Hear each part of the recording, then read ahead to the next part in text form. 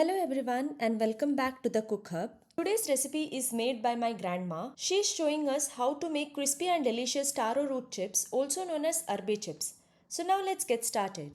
Firstly, start by peeling off the taro roots. So once you peel them off, you can drop them into water and rinse them thoroughly for 1 to 2 times. Now you can soak the rinsed and cleaned taro roots into clean water and let it sit for overnight in water. This will remove extra starch and makes the chips even crunchier when fried. Start by preparing salt water for sprinkle. Please make sure when you are preparing salt water for sprinkle, rock salt should be dissolved completely. Also, you can replace rock salt with salt powder.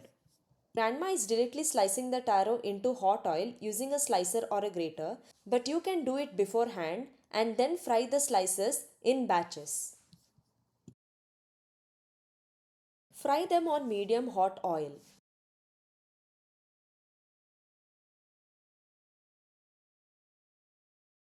Once the chips are almost done, she adds a little salt water directly into the oil. This makes the chips perfectly seasoned and super crispy.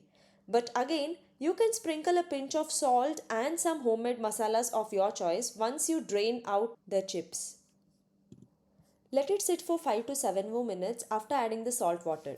Once they are golden brown, you can drain them out on a paper towel to remove excess oil.